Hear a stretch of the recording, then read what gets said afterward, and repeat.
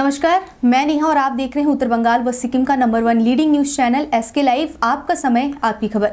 फिलहाल हमारे स्टूडियो में सीपीएम के एक दिग्गज नेता कह सकते हैं हमारे साथ जुड़े हुए हैं शंकर घोष जी, और बहुत बहुत स्वागत करते हैं आपका। और प्रशासनिक मंडली के ये सदस्य भी हैं।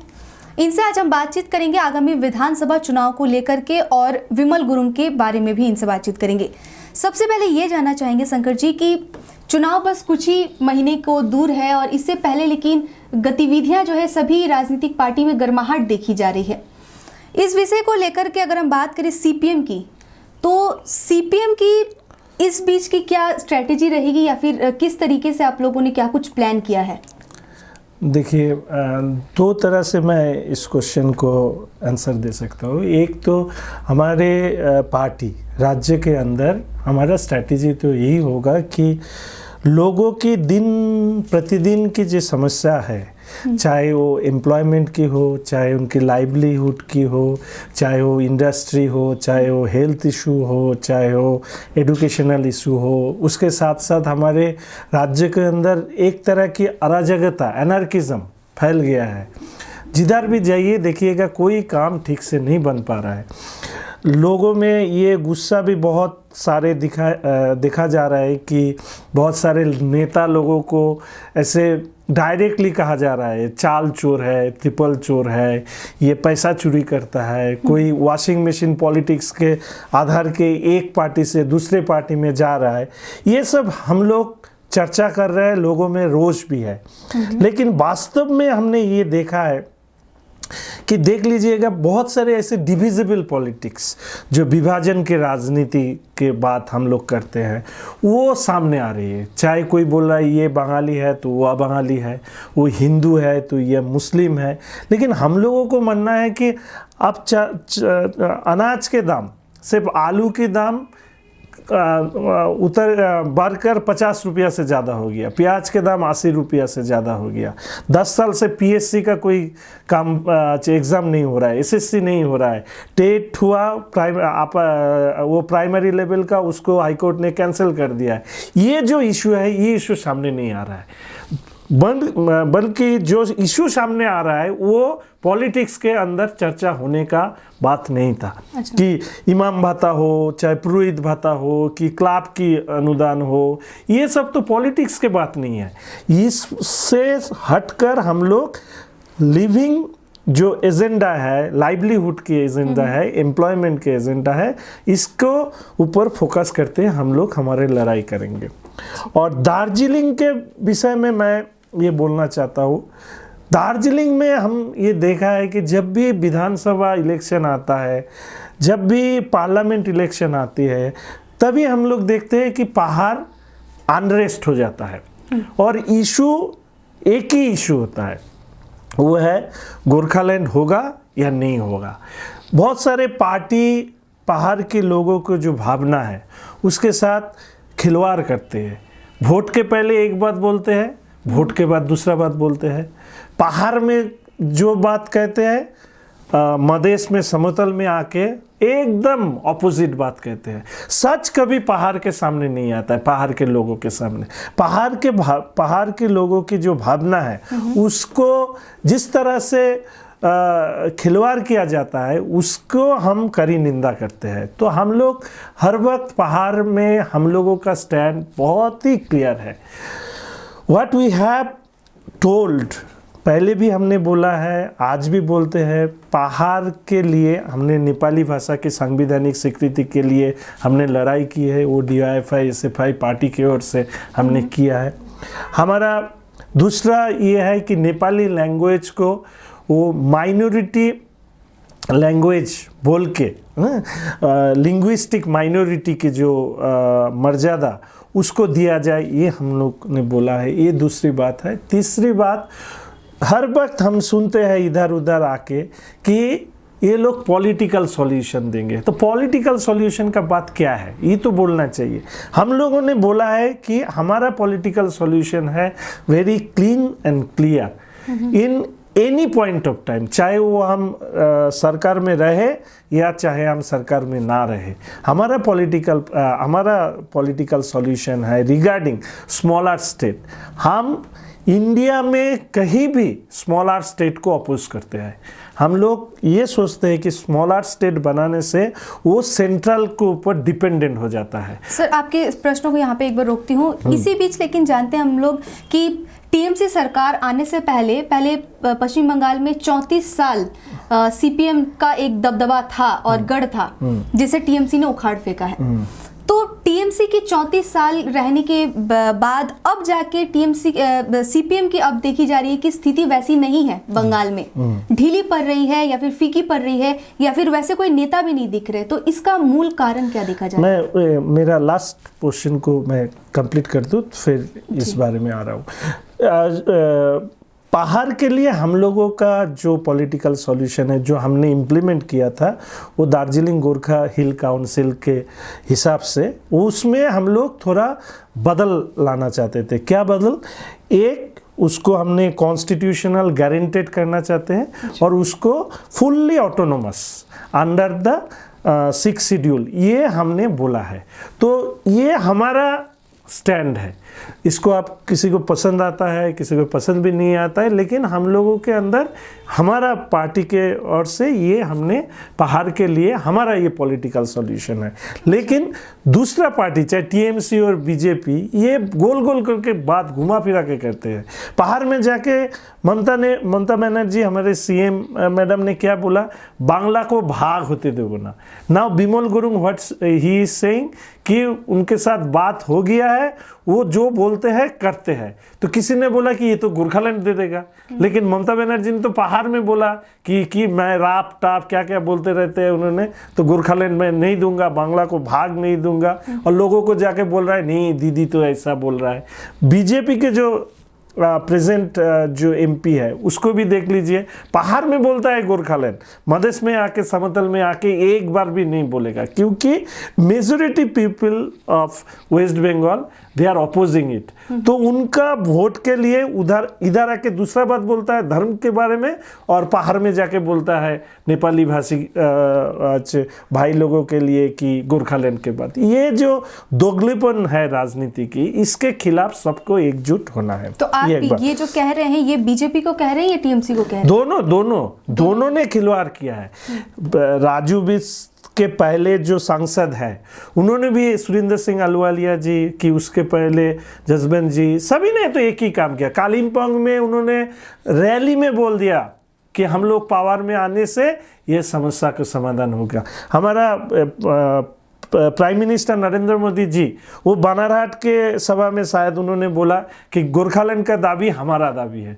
तो जो लोग इतना, मतलब लोगों को मूर्ख बनाया जा रहा है एकदम, उनको इमोशन को लेके खिलवाड़ करते हैं, खेला जा रहा है बीजेपी और टीएमसी के। अब देख लीजिएगा, हर बार असेंबली के पहले और पार्लियामेंट इलेक्शन के पहले ये अनरेस्ट हो जाता है पहाड़। क्यों अनरेस्ट होता है? क्योंकि वोट को लाना है। और कैसे लाना है देखिए, इससे मैं आज सुबह एक प्रोटेस्ट में था, आपने देखा होगा, पहाड़ में जब समस्या शुरू हुई लास्ट 3 साल पहले, उसमें बहुत लोगों की दुखद मृत्यु हुआ। उसके बाद बिमल गुरुंग एंड उसको जो साथी है उनके अगेंस्ट बहुत सारे चार्जेस लाया गया। उसमें बहुत सारे यूपीए एक्ट में बहुत सारे चार्जेस, उपा में बहुत सारे चार्जेस आया। फिर पुलिस प्रशासन उनको ढूंढना शुरू किया, लुकआउट नोटिस आया। फिर बिमल गुरुंग उसके साथी के साथ पहाड़ छोड़ के, बंगाल छोड़ के चला गया। ठीक है, 3 साल तक कोई नहीं देखा। एक बार बीजेपी के जो वरिष्ठ नेता है, उसकी बेटी की शादी में बिमल गुरुंग को फर्स्ट पब्लिक अपीयरेंस में आया था। फिर क्या देखा, कुछ दिन पहले आ गया कलकत्ता में, पुलिस उनको सिक्योरिटी दे रहा है, पुलिस की तरह वो एक्यूज्ड है, और वही पुलिस उनको सिक्योरिटी दे रहा है। क्यों? क्योंकि ममता बनर्जी के साथ उनका कोई बातचीत हुआ। तो वही तो हमारा स्वराष्ट्र मंत्री है, पुलिस मंत्री है ममता बनर्जी। तो जिस पुलिस ने एक्यूज्ड को सिक्योरिटी देता है, वो राज्य में कोई आइन की शासन है? नहीं है। तो इससे तो मुझे तो ताज्जुब बन गया कि कैसे एक सीएम पहाड़ के अंदर कैसे डिवीजन ला दिया।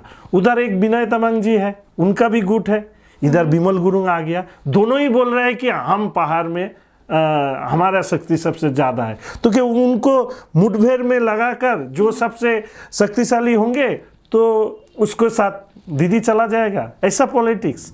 तो आपस में पहाड़ के लोग लड़ेंगे और उसका फायदा क्या ममता को मिलेगा?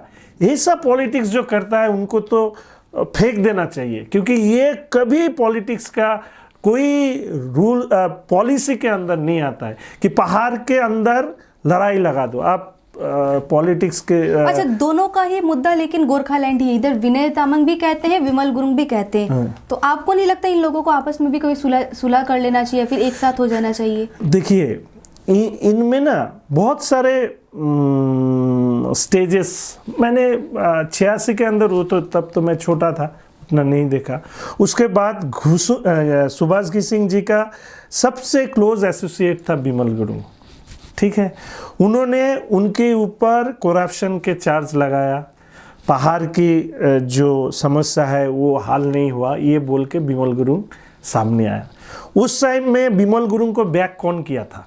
बैक किया था ममता बनर्जी, तब रेल मिनिस्टर था, ठीक है। उसके बाद ये बिमल गुरुंग सुभाष घिसिंग का बॉडी तक घुसने नहीं दिया पहाड़ में, डेड बॉडी उनका। उसके बाद क्या देखा, बिमल गुरुंग के साथ जब स्टेट गवर्नमेंट का कॉन्फ्लिक्ट स्टार्ट हुआ, ममता दी ने क्या किया, बिमल गुरुंग का जो क्लोज एसोसिएट है वो था विनय तमांग, उसको उनसे हटा लिया और उनको बैक किया, बिमल गुरुंग को बाहर कर दिया। तो ये क्या है? ये एक के खिलाफ दूसरों को यूज करो अपनी, जब उन्होंने तो आप कह रहे हैं कि ममता बनर्जी अपने फायदे के लिए को लड़वा एकदम वो इन फाइटिंग इनके ही गेम प्लान से हो रहा है। विनय तमांग और बिमल गुरुंग का, वो बाहर से रिंग के बाहर से देख रहा है, जो जीतेगा उसके साथ वो चला जाएगा। ये क्या पॉलिटिक्स है? अच्छा, तो यहीं पे एक प्रश्न, लेकिन हम आपको ये भी कहते हैं कि देख रहे हैं कि यहाँ पे बिमल गुरुंग आ रहे हैं और राज्य सरकार उनको पनाह दे रही है, उन्हीं के बीच में अगुवाई में ही यहाँ पे वो जनसभाएं कर रहे हैं। ये प्रश्न आज आप यहाँ पे उठा रहे हैं, स्पष्टीकरण मांग रहे हैं राज्य सरकार से। तो क्या ये सब आने वाले विधानसभा चुनाव को लेकर के है, या फिर हम आपसे ये भी जानना चाहते हैं कि जब पहले वो अमित शाह से मिले थे बिमल गुरुंग, उस वक्त आप नहीं कुछ कहे, तो हम क्या ऐसा समझे कि आने वाले समय में आप लोग बीजेपी के साथ जा रहे हैं? नहीं, बीजेपी तो हम लोगों का एकदम ही ऑपोजिट पॉलिटिकल आइडियोलॉजी की पार्टी है। वो बात नहीं है। बिमल गुरुंग के विषय लेकर हर दिन हमारा पार्टी से एक ही बात कहा गया है, वो कभी सेंट्रल के पनाह में रहता है, कभी स्टेट गवर्नमेंट के पनाह में रहता है। वो भी देख रहा है किसके पनाह में रहने से उनका फायदा है। तो ये जो हम तो अपोजिशन लीडर है, हम अपनी बात रख सकते हैं, लेकिन law should take his own course. ये जब कहा जाता है, ये कैसे क्यों कहा जाता है? क्योंकि एडमिनिस्ट्रेशन के हाथ में लॉ एंड ऑर्डर है, तो उनको देखना चाहिए। स्टेट गवर्नमेंट ने जिसको लुकआउट नोटिस जारी किया है, वो कैसे सेंट्रल गवर्नमेंट के मिनिस्टर के साथ मिल सकता है? ये तो ठीक नहीं हुआ। चाहे सेंट्रल गवर्नमेंट ने कोई किसी के ऊपर कोई एलिगेशन लाया, वो स्टेट गवर्नमेंट के साथ काम कर रहा है, वो क्या हमारा डेमोक्रेसी के लिए, हमारा कॉन्स्टिट्यूशन के लिए, हमारा लॉ एंड ऑर्डर के लिए ठीक है? ये दोनों पार्टी एक ऐसी पार्टी है जो पावर के लिए सब कुछ कर सकता है। ये पार्टी मैं तो ये भी सिर्फ तृणमूल नहीं, मैं तो बीजेपी वालों से भी ये पूछना चाहता हूँ, एक लुकआउट नोटिस जारी किया गया एक आदमी को, आपकी होम मिनिस्टर हो, आपकी पार्टी की एमपी हो, आपकी पार्टी की कोई मिनिस्टर के साथ क्यों देखा जाता है? क्यों? They are enjoying their power, क्योंकि वो उन लोगों के पास शेल्टर मिल रहा है। तो आप क्रिमिनल हो, आप जाके किसी के पास शेल्टर मिल जाए तो आप तो खुशी होंगे ना।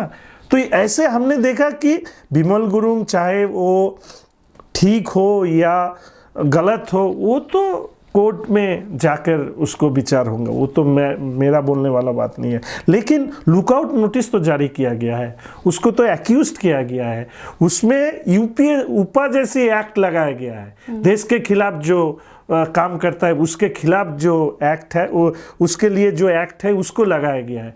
तो वो किससे मिल रहा है? सेंट्रल गवर्नमेंट के साथ, मिनिस्टर के साथ। ये ठीक नहीं हो रहा है। बीजेपी और तृणमूल एक ऐसी पार्टी है जो पावर के लिए सब कुछ कर सकता है। वो तो पहाड़ की स्थिति में फिर ये विषय लोगों के सामने आया है। तो हम बात कर रहे हैं शंकर जी से और बहुत सारी बातें जो है वो सामने आ रही है। हम आपसे ये भी जानना चाहेंगे, जैसे कि हम कुछ देर पहले भी पूछ रहे थे कि 34 साल सीपीएम बंगाल में राज करने के बाद जब वो अब कम चुकी है, उनकी पावर हम कह सकते हैं कि कम गई, आखिर इसके कारण क्या रही है, या फिर क्या कोई नया चेहरा नहीं मिल रहा है? देखिए, हम तो चेहरे के लिए पार्टी नहीं करते हैं। हमारा पार्टी तो पहले से मैंने बोला कि मेरा पार्टी नीति के आधार पर तैयार होता है और हमारे पार्टी नेता के आधार पर नहीं चलता है। आपने देखा होगा, शायद आप छोटे थे, 2011 के इलेक्शन में जब बोलते रहते थे लोग, वामफ्रंट के खिलाफ तृणमूल लड़ रही है, कि उसके पहले पार्टी बनाम पार्टी होता था, पार्टी वर्सेस पार्टी। लेकिन आप क्या बोलते रहते हैं? ममता बनर्जी आके बोला कि 294 सीट में मैं ही कैंडिडेट हूँ। बीजेपी वालों क्या बोलता है? नरेंद्र मोदी को देख के वोट दीजिए, बीजेपी को देख के वोट दीजिए, ये नहीं बोलता है। तृणमूल को देख के वोट दीजिए, इसे नहीं बोलता है। हम लोग बोलते हैं कि वामफ्रंट को देख के वोट दीजिए। हमने 34 साल इस तरह से गवर्नमेंट चलाए। तो हमारे विचार में ये एक नया टेक्निक है इस टाइम के पॉलिटिक्स के दौरान, जिसमें ऐसे किसी को प्रेजेंट किया जाता है मैन मैनेजमेंट की तरह, कि ये आके सब कुछ सुधार देंगे, सब मोदी आके एकदम देश को झकाझक कर देंगे। सिर्फ अंबानी अदानी झकाझक बन गया, देश फोखला बन गया। और हमारा ममता जी आके बोला था कि सततार प्रतीक, आप सब लोग जानता है ये काटमानी का प्रतीक है। तो ये क्यों होता है? जब एक नीति के आधार पर सरकार चलती है तब सभी का मत लिया जाता है। जब नेता के आधार पर सरकार चलती है, सिर्फ उन्हीं के मत से सरकार चलती है। तो इससे लोगों में जो भ्रम है कि नेता देश बदल सकती है, राज्य बदल सकती है, कभी नहीं बदल सकती है, नीति बदल सकती है। मैंने एक दिन आपके इधर आके बोले थे, या दूसरे टीवी चैनल में बोले थे कि देख लीजिए, यूपीए 1 गवर्नमेंट, वो तो मनमोहन सिंह का प्रधानमंत्री था, तो मनमोहन सिंह को देख के कोई वोट नहीं दिया था, नहीं दिया था। फिर गवर्नमेंट बना, लेफ्ट पहाड़ से सपोर्ट किया। देखिए 100 डेज का जो work as a constitutional right हम लोग बोलते हैं, 100 दिन का काम, वही यूपीए 1 में स्टार्ट हुआ। Right to information act, RTI, वो वही समय शुरू हुआ। अब वनांचल एक्ट वही समय हुआ। आदिवासी जमीन अधिकार जो एक्ट, वो वही समय हुआ। ऐसे बहुत सारे एक्ट वही समय पास हुआ, जिसके वजह से आज देश इतना मजबूत है। यही मोदी जी ने मनमोहन सिंह को, उस गवर्नमेंट को क्रिटिसाइज किया, ये 100 दिन के काम के लिए वो तो गड्ढा खोदने का प्रोजेक्ट है। देश को उन्होंने, कांग्रेस ने गड्ढा खोदने का प्रोजेक्ट दिया। लेकिन वही 100 दिन के काम के ऊपर आज सबसे इस सरकार को जोर देना पड़ रहा है, क्योंकि पैंडेमिक के बाद लोगों के पास पैसा देने का जो हथियार हमारे पास है, उसमें 100 डेज का वर्क, मनरेगा, जिसने हमने बोला है कि 200 दिन का काम गांव में किया जाए, उसका मजूरी भी डबल किया जाए, शहर में भी अर्बन वेज एम्प्लॉयमेंट में। इससे एक बात सामने आता है कि ये नेता भित्तिक सरकार नहीं, नीति भित्तिक सरकार लाओ, देश अच्छी तरीके से आगे बढ़ेगा। नहीं तो ये मोदी और ममता जैसी हाल हमारे देश में होगा। अच्छा, इसी के साथ ये भी जानना चाहेंगे कि हमेशा देखा जाता है कि इस बीच जिस तरीके से सीपीएम पीछे चल रही है, तीसरे चौथे नंबर पर चल रही है, तो आने वाले विधानसभा चुनाव में आप अपने को कहाँ पर देखते हैं? देखिए, 34 साल तक एक सरकार चली है, ये तो एक अपने आप में एक हिस्टोरिकल थिंग है। तो उसके बाद लोगों के मन में फिर से हम लोगों को आने में, हमारे जगह बनाने में थोड़ा तो टाइम लगेगा। 34 साल ने हमने एक तरह के से सरकार चलाया, वो अच्छा हो बुरे हो वो तो क्रिटिसाइज आप करते हैं, ठीक है, लेकिन 34 साल के बाद फिर से अपना जगह बनाने का जो समय, वो समय लग रहा है। लेकिन आप देख लीजिए पैंडेमिक के टाइम में हमारा और से अब सिलीगुड़ी में देखिए, चाहे जिस जगह में जाइए, हमारा कम्युनिटी किचन, हमारा जनता बाज़ार कि हमारा रिलीफ डिस्ट्रीब्यूशन कि लोगों के जो असली मुद्दा है वो लेके हम लोग रास्ते में है। लेकिन आज के तारीख में पॉलिटिक्स में बहुत सारे चेंजेस आए हैं, बहुत सारे। अब तो ड्रामाबाजी हो रहा है पॉलिटिक्स में, जो सच में ड्रामाबाजी आप देखेंगे। हमारा चीफ मिनिस्टर जी ने क्या बोल देता है कि चड्डा नड्डा गड्ढा, ऐसे हमारा एक बोल दे रहा है। फिर हमारा अमित शाह जी ने क्या देखा, आके एक दलित के घर जाके खाना खा लिया और उसके पीछे 500 मीडिया चला जाता है। लेकिन वो एक दलित के घर खाने से हर दलित के घर में खाना पहुंचेगा? नहीं पहुंचेगा ना, पॉलिसी नहीं है। तो ये ड्रामाबाजी का, वो देखिएगा शुभेंदु अधिकारी को लेके इतना चर्चा हो रही है, लेकिन कृषि बिल लेके उतना चर्चा क्यों नहीं हो रही है? ये जो ड्रामा का जो पॉलिटिक्स का दौर चल रहा है, उसमें शायद हम लोग थोड़ा घट गया है, पीछे चल रहा है। लेकिन सच में एक बात हर वक्त याद रखिएगा, सच को आप छुपा नहीं सकेंगे। आज नहीं तो कल हम लोग जो इशू लेके लड़ रहा है, चाहे वो एम्प्लॉयमेंट के हो, चाहे वो लाइवलीहुड के हो, चाहे वो एनार्किज्म के खिलाफ हो, चाहे वो महिला की सुरक्षा के लेके हो, ये सब इशू सामने आएगा। ये राम रहीम वाला इशू, ये ऊंचू जात नीचू जात वाला इशू, ये पहाड़ समतल, ये इशू नहीं है। इशू है जो हम लोग लड़ाई कर रहे हैं, वो लेके हम लोग लड़ेंगे और हम जरूर इसको कामयाब करेंगे। अच्छा, इसी के साथ हम ये भी जानना चाहेंगे कि सामने ही विधानसभा इलेक्शन है और अगर लास्ट टाइम की अगर हम बात करें, 5 साल पहले की बात करें, तो वहाँ पर देखा गया था कि सीपीएम तीसरे स्थान पर थी। आने वाले समय में क्या आप लोग खुद ही लड़ेंगे सभी सीटों से या फिर किसी के साथ अलायंस पर जाएंगे? नहीं, हमारा पार्टी का तो अभी जो स्ट्रेटेजी है, सेंट्रल कमेटी ने बोला है कि कांग्रेस के साथ अलायंस होने वाला है, लेकिन उसका भी तो एक प्रोसेस से जा रहा है। तो देखते हैं कांग्रेस के साथ अलायंस होने के बाद जो स्थितियां तैयार होंगे। आप एक बात समझ लीजिए, इस बार टीएमसी को जाना है, क्योंकि टीएमसी कभी इस सरकार में नहीं रहेगा। लोगों में इतना गुस्सा और रोष है, तो उस जगह में कौन आएगा? वो तो लास्ट टाइम भी कहे थे, लेकिन उस वक्त भी टीएमसी ने अच्छे सबसे फर्स्ट में ही स्थान रखा था अपना। ठीक, उसमें लास्ट टाइम में दोनों इशू था। आप देख लीजिएगा, एक करप्शन का इशू था, सारदा नर्दा जैसा बात सामने आया था, और उसके साथ साथ फेलियर ऑफ गवर्नमेंट, ये दोनों इशू हमने रखे थे।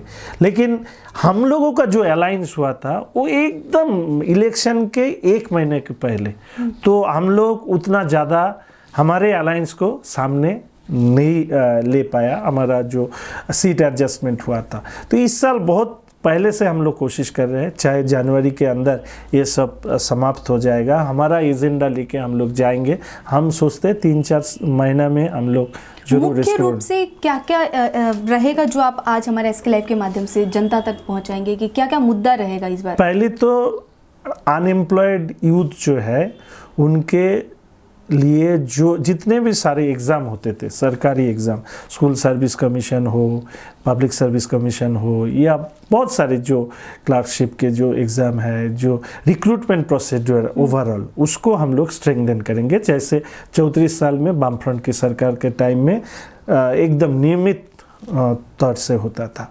एक दूसरी बात है कि रेशनिंग, गरीब लोगों में जो रेशन के लिए जो चर्चा है उसको हम लोग स्ट्रेंथन करेंगे। तीसरी बात हेल्थ सिस्टम ने आपने देखा होगा कि इधर बहुत सारे बिल्डिंग बना, उसके ऊपर रंग भी पड़ा, लेकिन डॉक्टर ये सब नहीं है, तो उसको हम लोग सुधार करेंगे। चौथी विषय है, हमने बोला कि एनार्किज्म।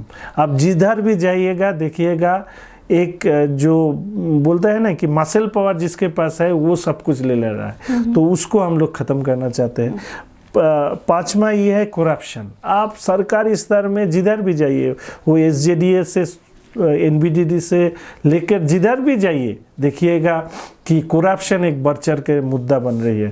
वो उसके साथ साथ आप दिन प्रतिदिन का जितने भी सारे वुमेन सेफ्टी के जो बारे में है वो सब बात हम लोग करेंगे। और लास्ट 10 साल में कोई इंडस्ट्री नहीं हुआ हमारे इधर, तो नई तरीके से एक इंडस्ट्रियलाइजेशन का एक नया दौर शुरू करने वाला है। ये सब लेके हम लोग बात करेंगे। उसके साथ माइग्रेंट लेबर की बात है, जो यूथ कॉन्ट्रैक्चुअल है उनको विषय में बात करना है। उसके साथ साथ टी गार्डन में हम लोग बेसिक मिनिमम वेज के बारे में बात रखेंगे। ये सब लेके हम लोग सामने आगे आएंगे। अच्छा, आज हम लोग जानते हैं कि आज गृह मंत्री अमित शाह के साथ जेएनएलएफ और पहाड़ की बहुत सारी ऐसी पार्टियां हैं जो उनके साथ परमानेंट पॉलिटिकल इशू को लेकर के एक बैठक हो रही है। इस विषय पर आप क्या टिप्पणी करेंगे? मैं तो ये बात सुनते सुनते टायर्ड हो गया हूँ। परमानेंट पॉलिटिकल सोल्यूशन, हर कोई जब भी कोई ऐसे ट्रैप में आ जाता है बोल देता है कि परमानेंट पॉलिटिकल सॉल्यूशन के लिए हम लोग तैयार करें। Any kind of discussion is welcome. कहीं भी किधर भी डिस्कशन से ही तो हाल निकलेगा। लेकिन किसी ने खुलकर ये जो permanent political solution, what is that, ये बात नहीं बोलते हैं।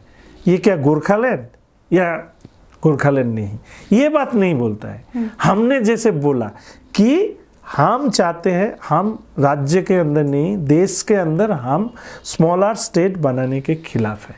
तो ये तो एकदम स्ट्रेट काट बात हो गया। दैट मीन्स हम लोग गोरखालैंड बनाने के खिलाफ है। हम क्या चाहते हैं, एक ऑटोनोमस बॉडी कॉन्स्टिट्यूशनली गारंटेड, वो जैसे हो। मतलब आप लोग अगर सत्ता में आते हैं तो फिर आप लोगों का क्या स्टैंड रहेगा?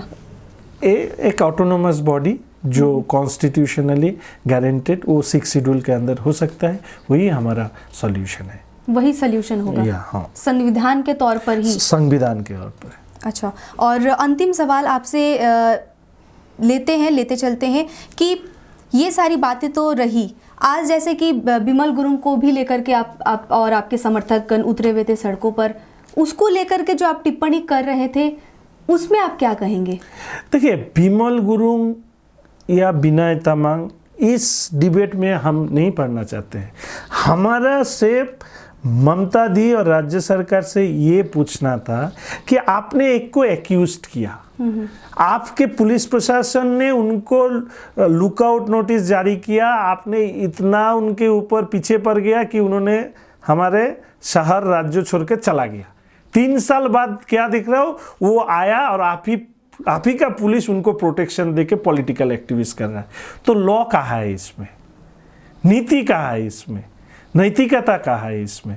तो इसका मतलब क्या हुआ, जब आपके खिलाफ, जब किसी ने स्टेट गवर्नमेंट के खिलाफ काम करेगा तो बात करेगा तो उसके पीछे पुलिस लगा दो, फिर जब वो आपके साथ कोई अंडरस्टैंडिंग में आ जाएगा तो आप ही ने उसको प्रोटेक्शन देके काम आपके फेवर में बात करने के लिए छोड़ देंगे। तो ऐसा चलेगा तो हमारा देश और राज्य सब गया। और मैं आपको ये बोलना चाहता हूँ, आपको शायद ये याद है, ये अमिताभ मालिक को लेके ये टीएमसी ने क्या नहीं किया, हर जगह में फोटो लगाया, ये लगाया, इसे किया था। तो आज क्या हुआ? तब तो इन्होंने एक्यूज किया था ना, ये पुलिस इंस्पेक्टर के मौत के पीछे इन लोगों का हाथ है। तो तब तो आज क्यों वो सब भूल गया? और बिमल गुरुंग के साथ तो विनय तामांग उनका सबसे क्लोज एसोसिएट माना जाता था। देखिए कैसे क्षमता कैसा चीज़ है। सुभाष सिंह का क्लोज एसोसिएट था बिमल गुरुंग, उसके खिलाफ चला गया। बिमल गुरुंग का क्लोज एसोसिएट था विनय तामांग, वो आप दोनों आपस में भिड़ रहा है सिर्फ पावर के लिए, और इसको खिला रहा है हमारा ममता बनर्जी। इसके खिलाफ मैं हूँ और इसीलिए मैं बार बार करके बोलता हूँ कि ममता दीदी के हाथ में हमारा राज्य सुरक्षित नहीं है। ये पावर के लिए कैसे भी उनको पावर चाहिए और इसी के लिए वो जिसके साथ भी जा सकता है। तो ये सब यानी तो ठीक है। किताब जो है सभी के सामने खुली हुई है कि आने वाले इलेक्शन में क्या होगा नहीं होगा, और आप कह रहे हैं कि वामफ्रंट जो है फिर से सरकार बनाने वाली है। ये तो देखिए, हम लोग जब लड़ाई करते हैं तो लड़ाई तो जीत के उम्मीद से करते हैं। लड़ाई हम जीत के उम्मीद से करते हैं क्योंकि सच हमारे साथ है। सच के बलबूते पर हम लड़ाई करते हैं और इसीलिए हम जीत के दावी करते हैं। तो आज हम हमारे साथ जुड़े हुए थे शंकर घोष और उनसे ही बातचीत किए कि क्या विषय है, आगामी क्या स्ट्रेटेजी है, किस तरीके से वो विधानसभा चुनाव पर किन मुद्दों पर लेकर के आगे बढ़ने वाले हैं। और एक बात साफ तौर पर इन्होंने ये भी कहा है कि बीजेपी और टीएमसी दोनों ही जो है वो गंदी राजनीति कर रही है। साथ ही साथ मुख्यमंत्री पर भी आरोप लगाते इन्होंने यही कहा है कि विनय तामांग और विमल गुरुंग को साथ में लड़ाते हुए टीएमसी अपना पत्ता जो है वो साफ कर रही है। आगे ऐसे ही अपडेट्स और ताजा तरीन खबरों के लिए देखते रहिए एसके लाइव।